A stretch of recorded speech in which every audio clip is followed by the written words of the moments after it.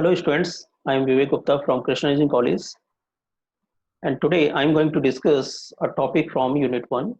As far as the syllabus of physics is concerned, there are 5 units.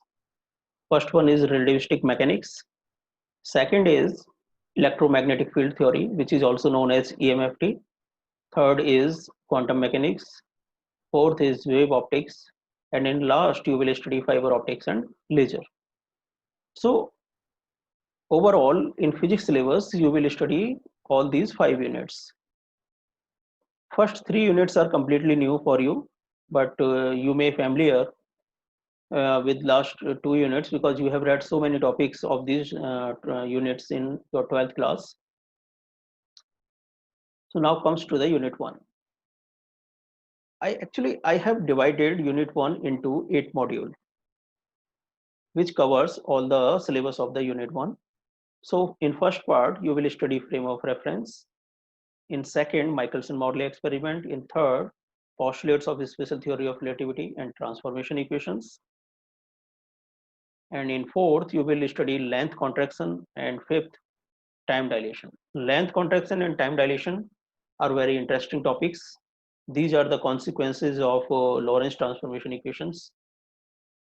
And in fifth, you study addition of velocities and variation of mass with velocity. And in seventh, Einstein mass energy relation. And in eighth, you study relativistic relation between energy and momentum and massless particles. So in this way, this is the whole syllabus of unit 1. So now comes to the topic frame of reference, which is today's topic. So before going into detail of this topic, because today is the first lecture, let's make it clear the reason, what is the need of the relativistic mechanics, why we study relativistic mechanics. So let's take a introductory part of relativistic mechanics. तो जब हम कहते हैं relativistic mechanics, तो इसका मतलब ये हुआ कि कोई ऐसी चीज है जो रिलेटिविटी पर बेस्ड है। लेकिन उससे पहले एक चीज ये क्वेश्चन रेज होता है कि रिलेटिविस्टिक मैकेनिक्स की जरूरत हमें क्यों महसूस हुई, जबकि ऑलरेडी हमारे पास न्यूटोनियन मैकेनिक्स है, which is also known as classical mechanics. तो जब हम कहते हैं Newtonian mechanics, it means we are talking about the low speed. So Newtonian mechanics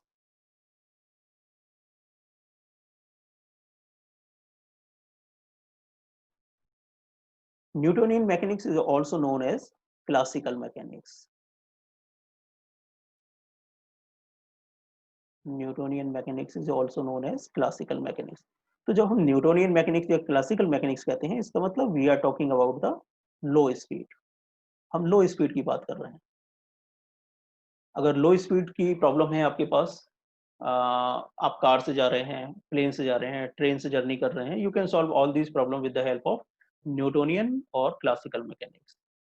लेकिन अगर हम हाई स्पीड की बात करें, और हाई स्पीड भी कितना, हाई स्पीड भी इतना कि comparable to the speed of light. ये जो हाई स्पीड हम लें वो इतनी हो कि comparable of the speed of light हो। स्पीड ऑफ लाइट से कितना होता है, 3 × 10⁸ मीटर पर सेकेंड। तो अगर हम ये स्पीड की बात कर रहे हैं, कंपेरेबल का मतलब ये हुआ कि अगर आप c/2 से जर्नी कर रहे हैं, c/4 से जर्नी कर रहे हैं, या कोई ऑब्जेक्ट है जो 1/c से मूव कर रहा है, तो उस केस में ये न्यूटोनियन मैकेनिक्स फेल हो जाती है।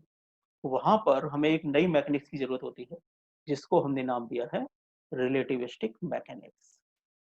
Relativistic mechanics. तो इस तरीके से ये क्लियर हुआ कि रिलेटिविस्टिक मैकेनिक्स वो है जो कि हाई स्पीड पे काम करती है, और अगर लो स्पीड की प्रॉब्लम्स हैं तो हम न्यूटोनियन मैकेनिक्स से काम चला लेते हैं। तो ये रिलेटिविस्टिक मैकेनिक्स हम तब यूज करेंगे जब हम हाई स्पीड की बात कर रहे हैं। तो इसका प्रैक्टिकल एग्जांपल देखें कि आखिर कहाँ यूज करते हैं हम रिलेटिविस्टिक मैकेनिक्स। अगर न्यूक्लियस के चारों ओर इलेक्ट्रॉन कोई मूव कर रहा है तो उसकी स्पीड लाइट की स्पीड के कंपेरेबल होती है। अगर हम एक इलेक्ट्रॉन की बात कर रहे हैं जो कि न्यूक्लियस के चारों ओर घूम रहा है, तो इसकी स्पीड लाइट की स्पीड के कंपेरेबल होती है। इस प्रॉब्लम को सॉल्व करने के लिए हम न्यूटोनियन मैकेनिक्स की हेल्प नहीं ले सकते, हमें यहाँ यूज करना होता है relative mechanics, relativistic mechanics. So this is the difference between Newtonian mechanics and relativistic mechanics. जैसे न्यूटन न्यूटोनियन मैकेनिक्स के लिए जाने जाते हैं, वैसे ही रिलेटिविटी के लिए आइंस्टाइन को जाना जाता है। Einstein is known as relativistic mechanics. और आइंस्टाइन ने थियोरी ऑफ रिलेटिविटी की दो थ्योरी दी हैं। पहला है रिलेटिविटी का थ्योरी दिया इन्होंने स्पेशल थ्योरी ऑफ रिलेटिविटी, और दूसरा दिया इन्होंने general theory of relativity, STR and GTR. तो ये जो एसटीआर है, स्पेशल थ्योरी ऑफ रिलेटिविटी, हम इसी तक कन्फाइंड हैं अपने सिलेबस में। We will not study about the GTR. लेकिन जो बेसिक क्वेश्चन है वो ये है कि भाई रिलेटिविटी आखिर है क्या। तो अभी तो हमने सबसे पहले ये जाना कि what is the need of relativistic mechanics. अब हम ये जानने की कोशिश करते हैं कि रिलेटिविटी क्या है और इसकी रेलेवेंस क्या है। तो जब हम रिलेटिविटी की बात करते हैं, रिलेटिविटी को समझने की कोशिश करते हैं, तो पहले एक प्रैक्टिकल एग्जाम्पल लेते हैं, बिल्कुल ऐसा जिसे कि लेमैन की लैंग्वेज में समझा जा सके। आप मानिए आपके पास एक लाइन है, और ये लाइन जिसको आप कह रहे हैं ए लाइन है आपके पास। तो इस लाइन के बारे में आप ये नहीं कह सकते कि ये लाइन छोटी है या बड़ी है, जब तक कि कोई दूसरी लाइन इसके कंपैरिजन में ना हो। तो अगर मैं एक लाइन इसके पैरेलल ड्रॉ कर देता हूं जो कि बी लाइन है, तो अब मैं ये कह सकता हूं कि ए इज लेस देन बी। और इसी तरीके से अगर एक दूसरी लाइन में सी ए के पैरेलल ड्रॉ करता हूं, तो अब मैं ये बता सकता हूं कि ए इज ग्रेटर देन सी। यानी ए अपने आप में ना तो लाइन छोटी है ना बड़ी है। डिपेंड ये करता है कि आप ए का कंपैरिजन किसके साथ कर रहे हैं। अगर बी के साथ करते हैं तो ए छोटी है, सी के साथ करते हैं तो ए बड़ी है। इसका मतलब ये हुआ कि there is nothing like absolute quantity, everything is just relative to each other.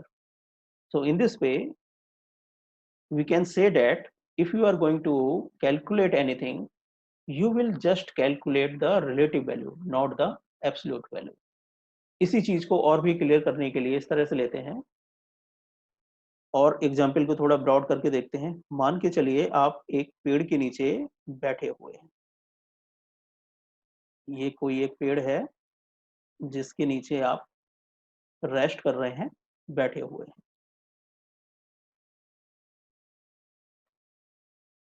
अब अगर कोई आपको ऑब्जर्व करता है और वो यहाँ आया, कोई दूसरा पर्सन आपको ऑब्जर्व करता है, उसने देखा कि भाई आप यहाँ पेड़ के नीचे बैठे हुए हैं, तो वो पाएगा कि आपकी स्पीड v इक्वल टू 0 है। जो आपकी स्पीड है वो 0 है एंड यू आर स्टेशनरी।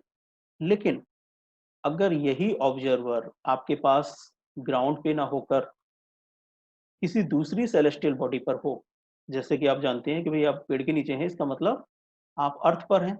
तो अर्थ जो हमारी है वो सन के अराउंड रिवॉल्व करती है। अगर ये सन है तो अर्थ इसके अराउंड इलिप्टिकल पाथ में रिवॉल्व करती है। तो अर्थ की स्पीड सन के अराउंड 3 × 10⁸ सॉरी 3 × 10⁴ मीटर पर सेकेंड होती है। तो अगर ये ऑब्जर्वर यहाँ ना होकर के, ग्राउंड पे ना होकर के, ये किसी दूसरी सेलेस्टियल बॉडी पर होता, तो ये ऑब्जर्व करेगा कि आपकी स्पीड भी अर्थ की स्पीड है, because you are lying on the earth. तो ये डिपेंड करता है कि आपकी ऑब्जर्वेशन कहाँ से है। अगर ग्राउंड से देखेंगे तो आप स्टेशनरी हैं, किसी दूसरी सेलेस्टियल बॉडी से देखेंगे तो आप मूव कर रहे हैं with the speed of earth. तो इस तरीके से हम ये कह सकते हैं कि यूनिवर्स में कुछ भी एब्सोल्यूट नहीं है, सभी कुछ रिलेटिव है एक दूसरे के रिस्पेक्ट में। और इस चीज को समझने के लिए आप यहाँ सोलर सिस्टम को देख सकते हैं। सोलर सिस्टम पे जब हम बात करें तो हम कहेंगे कि अर्थ सन के अराउंड मूव कर रहा है, जुपिटर, सारे प्लैनेट्स सन के अराउंड मूव करते हैं। तो सन के अराउंड जब मैं अर्थ की स्पीड बताता हूं तो वो सन के रिस्पेक्ट में होती है। इट मीन्स उस केस में हम ये मान करके चल रहे हैं कि सन एक स्टेशनरी ऑब्जेक्ट है, रुका हुआ है। तो हम अर्थ की स्पीड निकाल देते हैं, जो कि निकल के आई थी हमारी 3 × 10⁴ मीटर पर सेकेंड। अगर मैं इस मरकरी या जुपिटर किसी की स्पीड निकालूंगा तो वो इस सन के रिस्पेक्ट में होगी, जो कि सन स्टेशनरी है। लेकिन दूसरा केस तो ये है कि अर्थ के अराउंड मून मूव कर रहा है। तो अगर ये 3 कोऑर्डिनेट में देखें तो यहाँ पे सन, अर्थ और मून का हम 3 सिस्टम देखते हैं। तो अर्थ की स्पीड मून के रिस्पेक्ट में अलग होगी, सन के रिस्पेक्ट में अलग होगी। दोनों ही केसेस में ये स्पीड हमारी को अलग मिलेगी। इसका मतलब अर्थ की अपनी कोई फिक्स स्पीड नहीं है। बात यह है कि वो किसके रिस्पेक्ट में ऑब्जर्व की जा रही है, ये चीज मैटर करती है। तो इस तरीके से ये कहा जाता है कि यूनिवर्स में कुछ भी स्टेशनरी नहीं है, और आप जो भी स्टडी करते हैं वो किसी के रिस्पेक्ट में होता है। तो अगर आप यूनिवर्स में जाएंगे तो पाएंगे कि गैलेक्सी, स्टार्स, प्लैनेट सभी कुछ मूव कर रहे हैं, और सभी 2 तरह की मोशन करते हैं। एक अपनी एक्सिस के अराउंड स्पाइरल मोशन करते हैं, स्पिन मोशन, और दूसरा अपने किसी सेंटर के अराउंड वो रिवॉल्यूशन करते हैं। जैसे कि अर्थ सन के अराउंड मूव करता है, मून अर्थ के अराउंड मूव करता है। इसी तरीके से हमारा सन भी स्टेशनरी नहीं है, वो सेंटर ऑफ गैलेक्सी के अराउंड रिवॉल्व करता है। अगर हम सोलर सिस्टम से बाहर निकल जाएं तो हम पाएंगे कि जो प्लैनेट्स हैं हमारे, वो स्पाइरल मोशन कर रहे हैं, कोई इलिप्टिकल मोशन नहीं कर रहा है, स्पाइरल मोशन कर रहे हैं। तो जो पिक्चर है वो इस तरीके से होती है। यहाँ आप देखिए, जो सन है वो मूव कर रहा है और सारे प्लैनेट्स वगैरह उसके चारों ओर रिवॉल्व कर रहे हैं, जो कि स्पाइरल फॉर्म में है। तो पूरा यूनिवर्स ही मूव कर रहा है। जब पूरा ही वो यूनिवर्स मूव कर रहा है तो हम तो ये कह ही नहीं सकते कि हमारी स्पीड इतनी है या किसी ऑब्जेक्ट की स्पीड इतनी है। जो भी होगा वो किसी के रिस्पेक्ट में होगा। तो यहाँ पर अब ये निकल करके आता है कि हमें किसी भी चीज को स्टडी करने के लिए एक फ्रेम की जरूरत होती है, और उस फ्रेम को हम कहते हैं फ्रेम ऑफ रेफरेंस। तो फ्रेम ऑफ रेफरेंस क्या है? Frame of reference is a coordinate system which is used to describe the position or motion of an object. पहले ये 3 कोऑर्डिनेट सिस्टम की फॉर्म में जाना जाता था, लेकिन अब हमें पता है कि time is also the 4th dimension. So हम कहते हैं कि 4 कोऑर्डिनेट सिस्टम है फ्रेम ऑफ रेफरेंस, जो यूज किया जाता है किसी की पोजीशन या मोशन को एक्सप्लेन करने के लिए। So in definition form, frame of reference is a coordinate system which with respect to which we measure the position or motion of an object. ये फ्रेम ऑफ रेफरेंस इस तरीके से आप एक्सप्लेन कर सकते हैं। Now it is 4 coordinate system and you can say that the second frame is moving with respect to the first frame with velocity v। तो जो फर्स्ट फ्रेम है वो हमारा फ्रेम ऑफ रेफरेंस कहलाएगा। जैसे किसी प्लेटफॉर्म पे कोई ट्रेन आई, वो रुकी और फिर चलना उसने स्टार्ट किया, तो जो प्लेटफॉर्म है वो फ्रेम ऑफ रेफरेंस होगा, और उसके रिस्पेक्ट में जो ट्रेन चल रही है वो ऑब्जेक्ट होगी। लेकिन अब अगर ट्रेन के अंदर कोई आदमी बैठा हुआ है तो ट्रेन उसके लिए फ्रेम ऑफ रेफरेंस होगा, और वो जो भी है वो ऑब्जेक्ट कहलाएगा। तो इस तरीके से ये डिपेंड करता है कि हम किसके रिस्पेक्ट में किसको देख रहे हैं। तो फ्रेम ऑफ रेफरेंस 2 तरह से होते हैं। There are 2 types, inertial frame of reference and non inertial frame of reference. इनमें डिफरेंस क्या है? इनर्शियल फ्रेम क्या है? इनर्शियल फ्रेम्स वो फ्रेम ऑफ रेफरेंस कहलाते हैं जो कांस्टेंट वेलोसिटी से मूव करते हैं, और जिसमें न्यूटन्स लॉ वैलिड होते हैं। न्यूटन्स लॉ यानी first law of inertia, Newton's first law, law of inertia. अगर कोई एक्सटर्नल फोर्स किसी बॉडी पर अप्लाई नहीं करते हैं तो वो अगर मोशन में है तो मोशन में रहेगा, और रेस्ट में है तो रेस्ट में रहेगा। तो इनर्शियल फ्रेम वो हैं जिनमें न्यूटन्स लॉ वैलिड है, और दूसरा जो अनएक्सलेटेड फ्रेम्स हैं, यानी कांस्टेंट वेलोसिटी से मूव कर रहे हैं। नॉन इनर्शियल फ्रेम क्या है? Non-inertial frames are those frames in which Newton's laws are not valid. And the second point is they are accelerated frames. So this is the difference between inertial and non-inertial frames. अब इसका एक practical example लेते हैं कि frame of reference को कैसे देखते हैं। आप ट्रेन में कोई ऑब्जर्व करें कि एक आदमी है जो बॉल को ऊपर और ऊपर की तरफ टॉस करता है, तो बॉल उसके हाथ में आ जाती है। यानी उसके लिए एक वर्टिकल मोशन है। लेकिन अगर आप देखें तो बॉल जितनी देर में ऊपर जाती है उतनी देर में ट्रेन तो काफी आगे बढ़ जाएगी। तो बाहर अगर कोई ऑब्जर्वर है तो उसके लिए ये पैराबोलिक पाथ होगा, वर्टिकल मोशन नहीं होगी। तो यहाँ ये डिपेंड कर रहा है कि आप कहाँ से क्या ऑब्जर्व कर रहे हैं। जो ट्रेन में आदमी है जिसके लिए बॉल ऊपर टॉस करके उसके हाथ में आ रही है, जिससे ये वर्टिकल मोशन लग रही है, उसके लिए ट्रेन एक फ्रेम ऑफ रेफरेंस है। लेकिन जो बाहर आदमी है उसके लिए ये जो अर्थ है, सराउंडिंग है, वो फ्रेम ऑफ रेफरेंस है। और दोनों की ऑब्जर्वेशन बिल्कुल अलग है, लेकिन दोनों अपनी जगह पर सही हैं। तो ये डिपेंड करता है कि आप ऑब्जर्वेशन कहाँ से ले रहे हैं, उसके हिसाब से ये तय होता है कि फ्रेम ऑफ रेफरेंस क्या है। तो अब हम क्वेश्चंस पर आते हैं जो इस टॉपिक से रिलेटेड पूछे जाते हैं। जो पहला क्वेश्चन पूछा गया इससे रिलेटेड वो है what is the frame of reference. तो इसमें आप डिफाइन करते हैं कि फ्रेम ऑफ रेफरेंस क्या होते हैं। It is a four coordinate system in which you describe the position और मोशन ऑफ अ बॉडी। किसी बॉडी की पोजीशन या मोशन को हम एक्सप्लेन करते हैं फ्रेम ऑफ रेफरेंस में। एंड सेकंड क्वेश्चन जो पूछा जाता है वो ये है distinguish between inertial and non inertial frame. तो जैसा हमने डिस्कस किया था कि इनर्शियल फ्रेम वो हैं जिनमें न्यूटन्स लॉ वैलिड है और जो नॉन एक्सलरेटेड हैं, और नॉन इनर्शियल फ्रेम वो हैं जिनमें न्यूटन्स लॉ वैलिड नहीं है and these frames are accelerated frames. उसके बाद एक क्वेश्चन पूछा जाता है is our earth and inertial frame और non inertial frame of reference. तो इसका आंसर आपको इस तरह से देना होगा, जो अभी हमने एक प्रैक्टिकल एग्जाम्पल स्टडी किया था कि अगर आप पेड़ के नीचे हैं तो आप रेस्ट पर हैं, लेकिन ऑब्जर्वेशन अगर दूसरा आदमी आउट ऑफ द अर्थ करेगा तो आप मूविंग हो जाते हैं। तो इसी तरीके से इस क्वेश्चन का आंसर हम इस तरह से देंगे कि if we are standing on the earth, किसी इवेंट को आप ऑन द अर्थ स्टडी कर रहे हैं तो अर्थ एक इनर्शियल फ्रेम है। But the observer is out of earth or on a celestial body, then in that case earth is like a non-inertial frame because earth is moving around sun in a elliptical path with acceleration। जो अर्थ है वो सन के around elliptical path में move करती है और वो भी एक्सेलरेटेड मोशन होता है। अगर ये हमारा सन है तो अर्थ इसके अराउंड एक इलिप्टिकल पाथ में मूव करती है और ये एक्सेलरेटेड मोशन है। तो अगर कोई आदमी अर्थ के बाहर से ऑब्जर्व करता है तो उसके लिए ये नॉन इनर्शियल फ्रेम होगा अर्थ। लेकिन अगर हम अर्थ पर ही बैठे हुए हैं, आप अपने रूम में हैं, अर्थ पर कहीं भी हैं, कोई मोशन कर रहे हैं, तो उस केस में अर्थ को हम इनर्शियल फ्रेम के रिस्पेक्ट में लेते हैं।